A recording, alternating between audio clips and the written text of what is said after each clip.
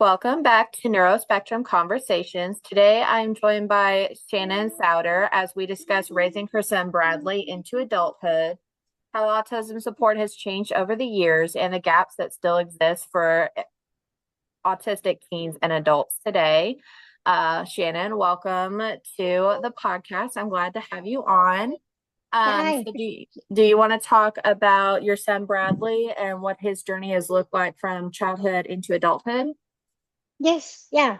Um, Bradley was diagnosed at age 4 with Asperger's syndrome, which is Mm-hmm. now considered autism spectrum, I believe, Mm-hmm. or high functioning, they may call it.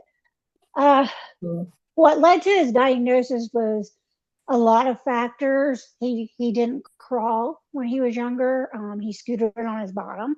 He Mm-hmm. didn't walk Right. till he was almost 2. He had speech delays. Mm-hmm. And even though I pushed a lot for the autistic diagnosis, we ended up having to go up to Indianapolis and demand to have a evaluation for him. Mm-hmm. Um, Back in the early 2000s, it was hard to Right. just say the word autism, and the word autism and functioning just didn't go Mm-hmm. together. You know, Right. they would assume that a person had autism, they did not function.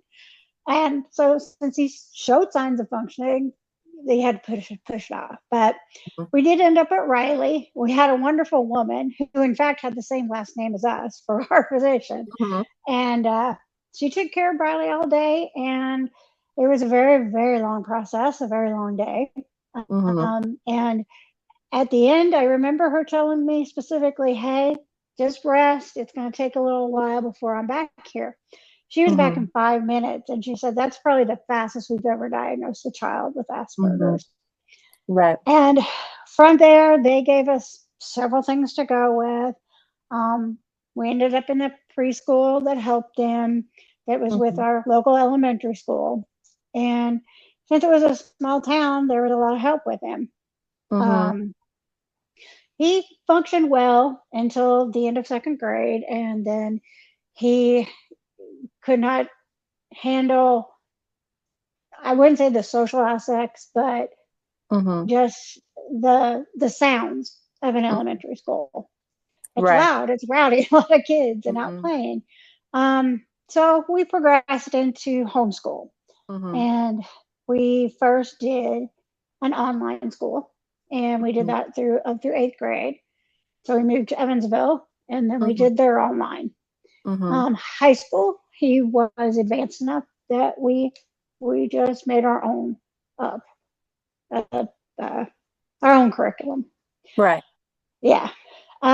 Through all this time, he had support with an IEP. Mm-hmm. He went through physical therapy, occupational therapy, developmental therapy, social Mm-hmm. situations, Mm-hmm. quite a bit. Now, Right. if you look, a child, pretty much it's starting to get standard in the schools for them to be doing this and for Right. them to look for sensory issues. Mm-hmm. So, and I'm very glad to see that it's progressed that far. Yeah. Um, I I know at the time being a parent, I felt like I don't. I guess I would say left out Mm-hmm. because you almost felt alone that you didn't have so much.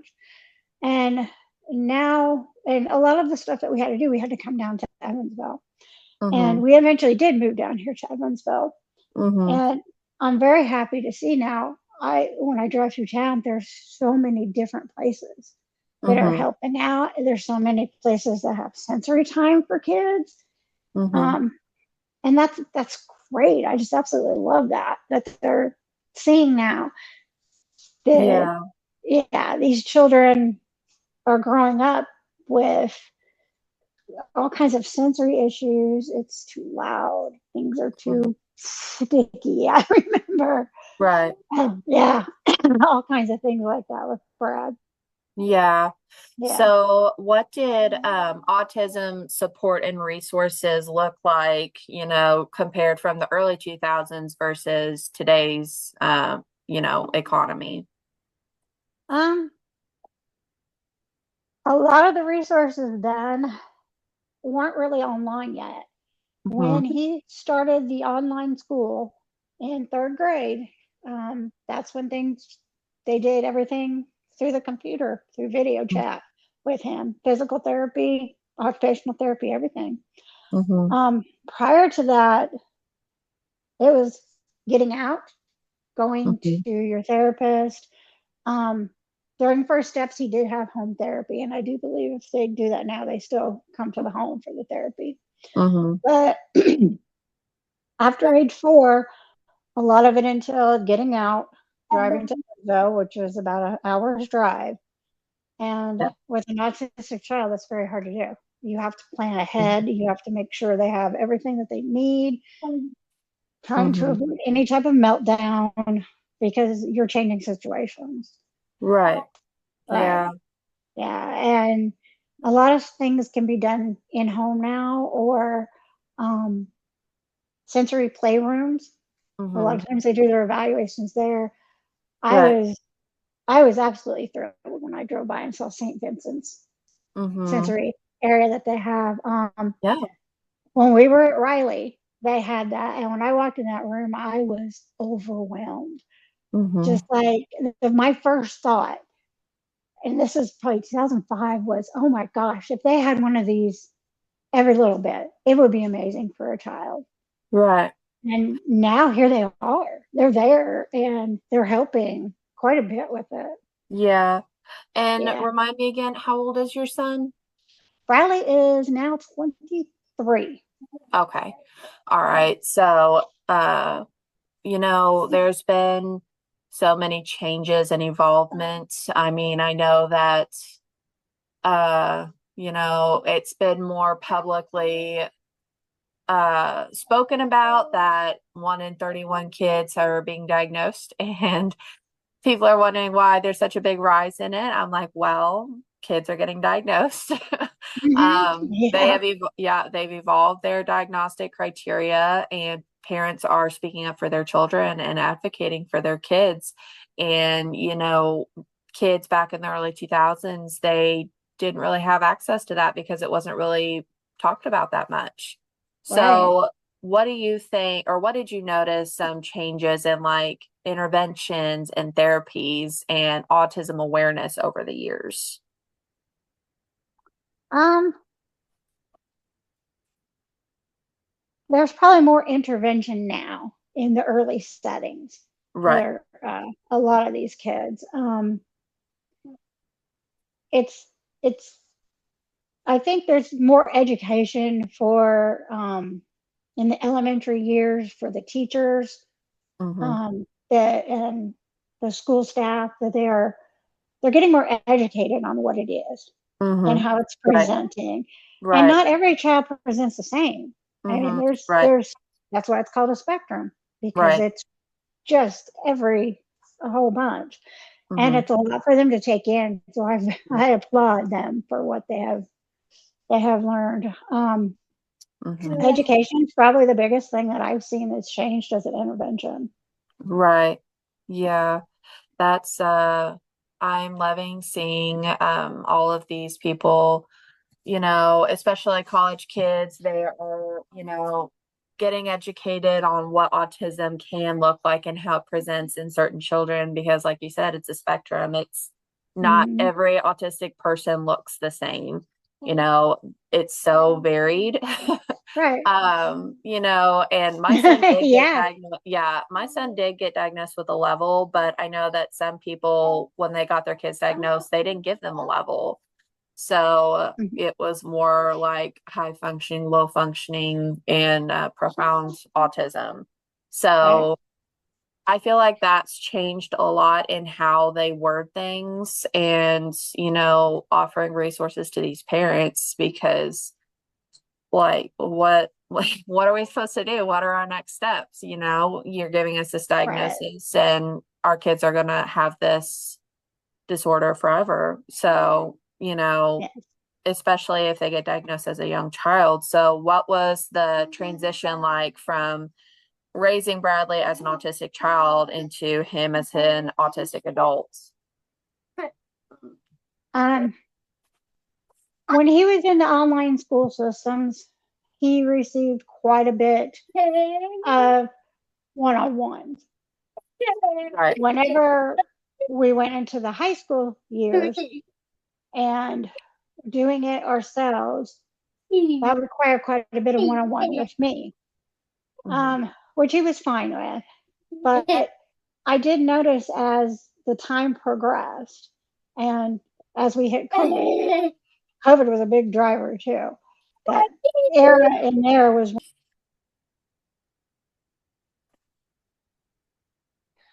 so about the time that we had reached the COVID era that we were in, Mm-hmm. that's when Bradley would have graduated high school. Mm-hmm. And that's when he would have progressed out, Mm-hmm. maybe see if there was a place to work, see if there was something, Mm-hmm. but we were all stuck. Mm-hmm. And we always kind of tease him because we say at that point the world became Bradley's world Right. because you could order anything online, you could get your food delivered to you, your groceries delivered to you, things like that started. Mm-hmm. Um, and technically, as an adult in his world, that was perfect for him Right. because he doesn't like to go out. He doesn't want to Mm-hmm. socialize unless it's on the computer. He Mm-hmm. doesn't, he doesn't want to interact with people. It's stressful for Mm-hmm. him.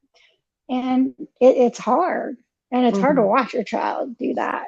Yeah. Um, I mean, there's certain learned initiations to Mm-hmm. speak with someone, but it's never anything that's spontaneous, Mm-hmm.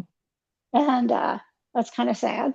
Yeah. Kind of, yeah, kind of makes me worry how life going on is even going to be. But Right. yeah, so Yeah. the transition from teenager to adulthood, even though it was stunted by just that one little period, even after that, it just made it twice as hard. And Yeah. we've come to the realization that he's probably not going to get out and work. Um, Right. I work from home. We've worked on some different options that he could work from home also. Mm-hmm. Um, because I would like him to have that, not necessarily college level education, but an education that he can move forward with something, Right. that he can support himself Yeah. in the event that I'm not here or Right. his dad or sisters aren't. Um, Right. yeah. And I think that's one of the harshest realities that's coming to play in the next generations that are coming up Mm-hmm. that have had quite a bit of intervention, but Mm-hmm. then at high school level, it just drops off. It's kind of like, Yeah. here you go. Like, Yeah. we can write an IEP, we can get you more time for this, or have you use this, and da da da. But Mm-hmm. once you're out in the world, you've not been trained. Right. You're not going to walk into a job at McDonald's and be able to perform it Mm-hmm. because there is just so much pressure with it. Mm-hmm. Right. And yeah, and so I believe that in the high schools, we need to start directing these children to Mm-hmm.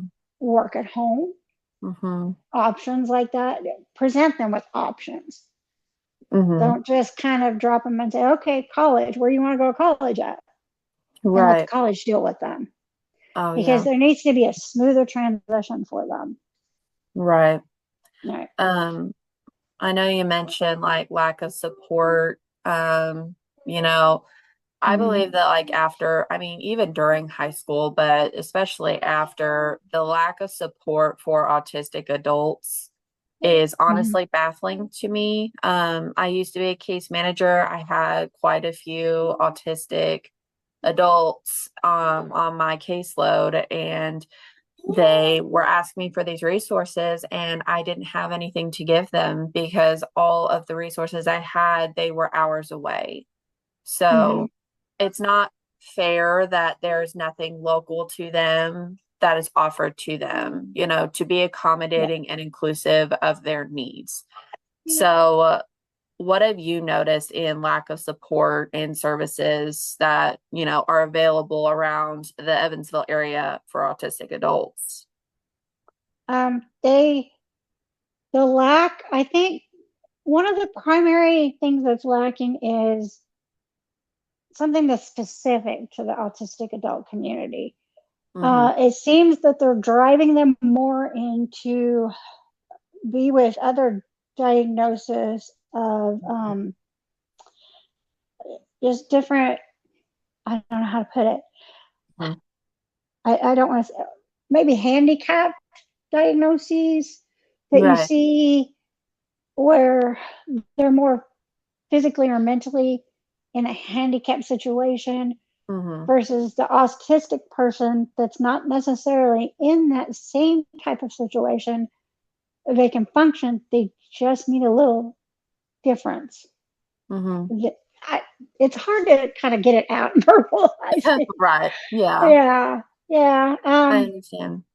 yeah. But I mean, just more specifically driven to the autistic community Mm-hmm. because at this point it is a community. It's large, Oh, yeah. and um, there's a Facebook group that I am in, Asperger's awareness, Mm-hmm. and it's everyone that they talk about their children all the way up to there are adults in there that are in their 70s that have just been diagnosed. Wow. That's So amazing. yeah, I mean, you've had this broad, it's not like Mm-hmm. it's something new. It's been there for a long time. Yeah. And it's just the diagnostic criteria has now been met for it. But Right. it's a community and it needs its own services. Mm-hmm. Um, anything that like I've reached out for, such as Easter seals, or I've looked into like uh, assisted living. Mm-hmm. Um, some of the assisted living I looked into, they would live with other people. Mm-hmm. And for someone with, as Bradley is, he could socialize with those other people that he's with, but for the most part, he would look offsetting to them because it's just a hard and stressful thing for him to do the socialization with Mm-hmm. them. Right. And that could almost, I mean, that could be detrimental to him because now at that point, then you've got the feeling that, hey, these people don't like me. Mm-hmm. And why don't they Right. like me? And then Right. you're spiraling on and on with it. Mm-hmm. Right. So, yeah, the one on one just seems to have disappeared past high school. Yeah. Yeah, I guess people assume that, you should be able to take care of yourself because you're an adult. Right. I don't really Yeah. know. Yeah, I don't know the line of thinking for why that's not important because I am a firm believer. I don't care if you're level 1, level 2, level 3. I don't care what kind of autism you have. You deserve support however you need it. That is Yes. so important to, not only be validated in your experiences, but also having someone to help you work through those experiences as an adult because it doesn't just go away, it's still there. Mm-hmm. Yeah. So it's very Yeah. frustrating. And I know I've had a lot of people in my group talk about I have a couple of families who have older in their 20s autistic children, and there's just nothing for them. There's Right. no supports and there's no transition into adulthood education Mm-hmm. awareness. And I know a lot of places are more focused on children, and yes, I do think that's important, setting them up for the future, but Mm-hmm. the adults are still here, you know, Yeah. and it's not Yeah. fair to push them off and not help them when they need help. It's And I just, know, yeah. I was going to say, a lot of people think too, okay, well, he's autistic, she's autistic. Let's get them all together in a group and they can Hmm. talk it out and work Right. together. Right. No, yeah, it doesn't work that way. And No. a lot of Yeah. people don't see that Mhm. how they Yeah. are when they walk out the front door and they're like, "Hi, Yeah. how you doing?" Some of these Yeah.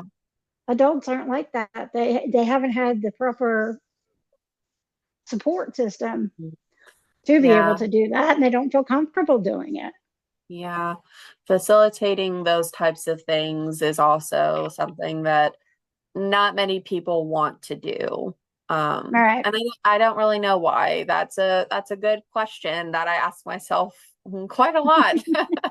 Because I had a couple of people on my caseload. They asked me about social groups and they wanted to make friends, and they said the only friends I have are all online, because I don't like getting out. And I felt I oh, it just broke my heart because just one person in Uh-huh. particular just sitting on my couch crying because they had no friends, and that just broke my heart because it's Yeah. very isolating. I know, I mean, I'm not autistic myself, but I know how isolating raising a child with autism is. I cannot even imagine what it's like on or being someone that is autistic, that is struggling with their Hmm. adulthood years, and people not understanding them or understanding their needs and accommodating them. They Yes. And they still need support. right. And it took a while for me to, understand and realize, okay, he does have friends. They're Hmm. just online. Right. Okay. So maybe he's not going out into the real world and meeting people, but he is talking to people and discussing things with people. Hmm. And that's the way it will be for him. Yeah. Uh, and a lot of the people that I've talked to through different groups, one thing I wanted to bring up is the one thing that we're always kind of like, I felt for a while that what's going to happen to him when I'm gone, Right. Yeah. and what's going to happen when the family is gone, and maybe it's just him. Yeah. And through these groups, I found, okay, I'm not the only one that thinks this. Hmm. Right. A lot of people are worried about it. We've been working with Social Security Okay. um, to see, because I draw disability for myself for a heart condition. It's Mm-hmm. possible he can draw some disability under me. Hmm. Uh, but then when we went to do that, we were looking into, there's such a thing called a Medicaid waiver. Hmm. And they were Right. like telling me how long the wait list was. And it's like, well, okay, by the time we get off the wait list and get him, into some of these programs that we can use this waiver for, it's it's going to be way too far in the future. What if something happens to me and I'm gone by then? Right. Yeah. So, in turn, even our government even needs to step up Mhm. and Right. get move on, with some of this stuff. Right. Yeah. Yeah. So, along with that, like, why is transition assistance and life planning so important for autistic adults? Hmm. Um, Um, Sorry, go ahead. oh, I was. It's important for them so that they have an adulthood that's not lacking. Right. That I mean, I even talking with Bradley at different points, I know that he's just as worried as I am Mm-hmm. that when he's on his own and how to do things, and he will get extremely frustrated at times, like, okay, well, I do need to learn this, but you're here Mm-hmm. right now and you can do it for me. Mm-hmm. So Right. sometimes he'll fall back, and sometimes he realizes that, I need the assistance and I need help, and I want you to teach me how to do this. I just don't want you to stop doing it if you teach me. Right. Yeah, Yeah. and that's a little heartbreaking too. Yeah. I can't imagine, Yeah, I know they yeah. feel things a lot more strongly than neurotypical people, and, certain experiences impact them more than neurotypical people as well. I mean, just for my son, if it rains, oh my gosh, he's melting. We're Oh like, yeah, buddy, you are not yeah. melting. You're okay. It's all right. Uh, And an he, adult meltdown yes. is it's similar to a child's meltdown.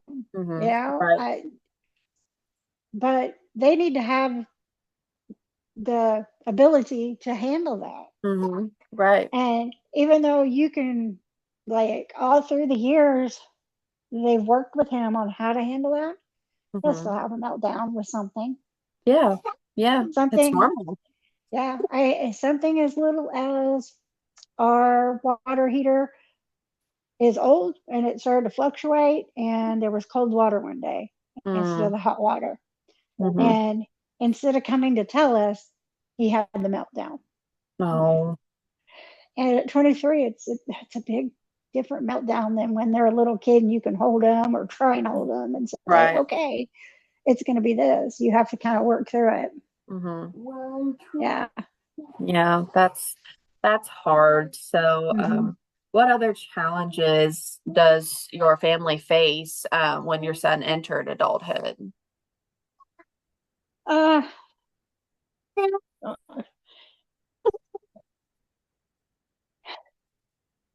it's well, I'm thinking of any No, you're specific okay. example, but um, the typical things of basically, I mean, hygiene.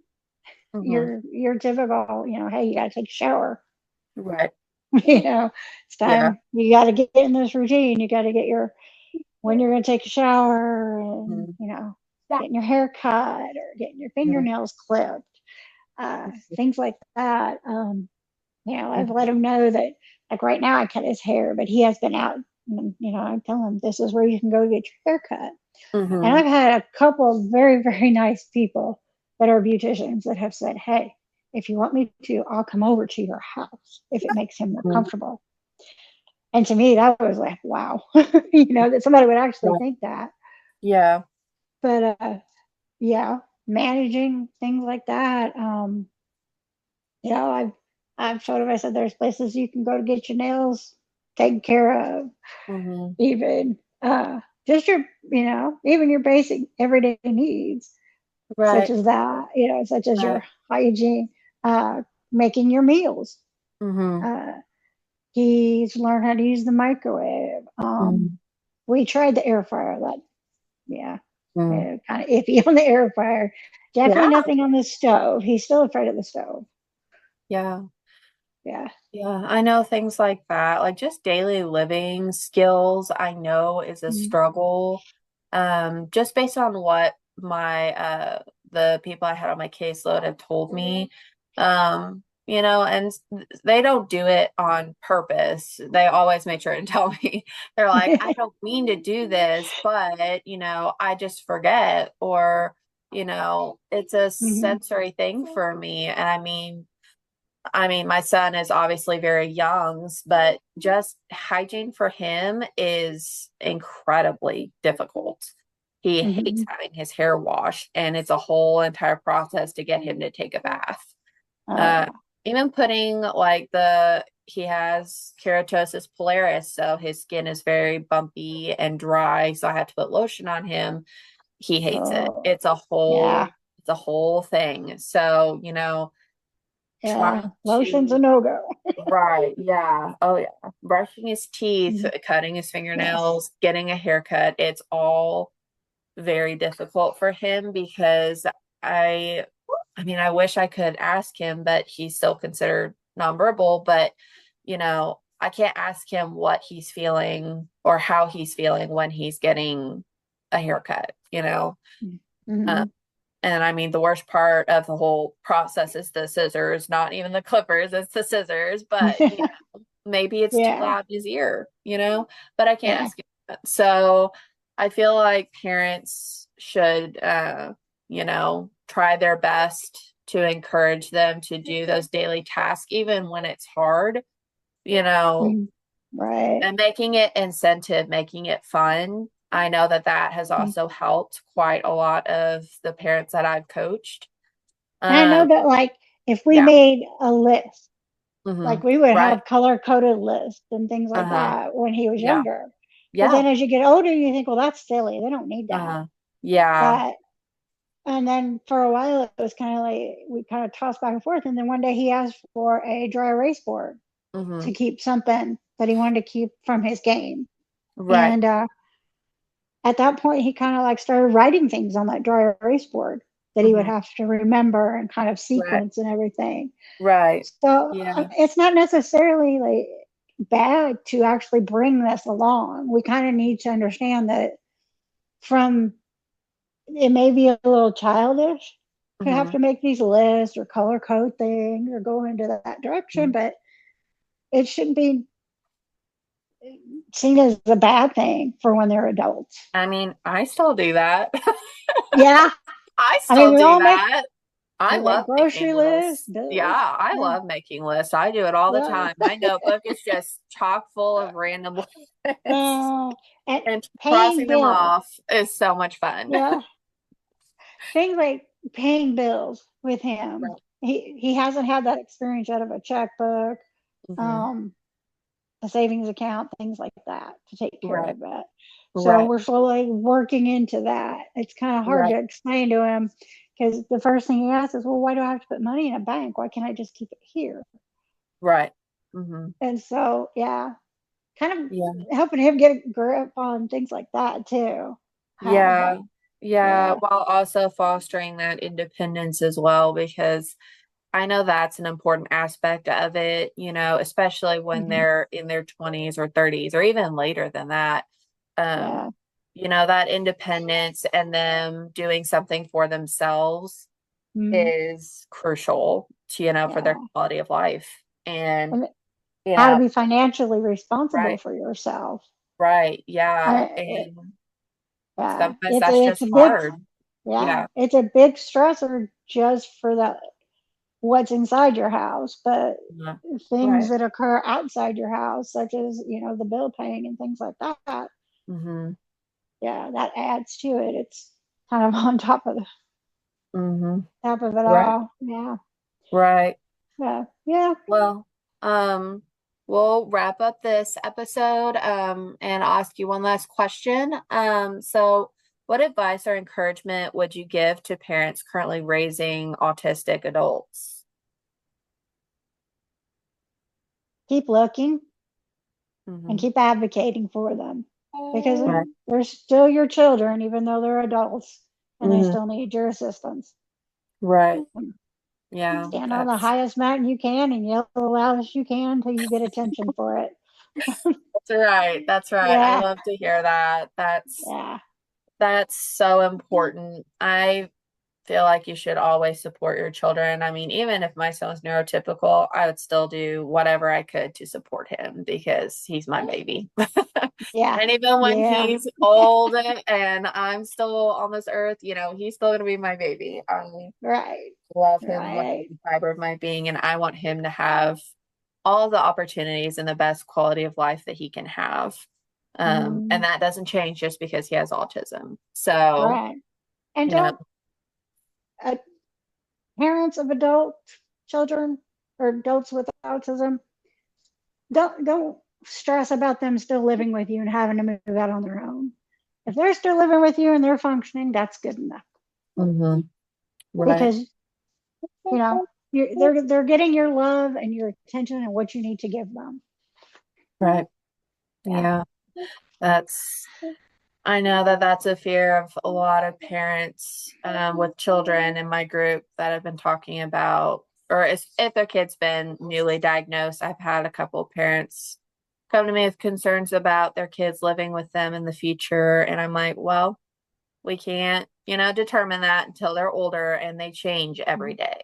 So Right. that may not Yeah. always be the case, but if it is, it's okay. There's a very, like you mentioned, a large and vibrant community that you can reach out to. And, if you need Mm-hmm. help, you need to reach out and ask for help. I think Yeah. that that's also very important. Even if you can't get the supports from therapists or doctors or specialists, you can reach out to the community and we Mm-hmm. got your back. Yep. Yeah. Yes, definitely. Yeah. Well, thank you so much for the listeners who are listening to this episode of Neuro-Spectrum Conversations. And a huge thank you to Shannon, for sharing your family's journey, and being honest with sharing your perspectives. It's very refreshing to hear from someone who has an adult child on the spectrum. So thank you so much for talking with us on this podcast today, Shannon. Welcome. All right. I will see you guys in the next episode. Take care, guys.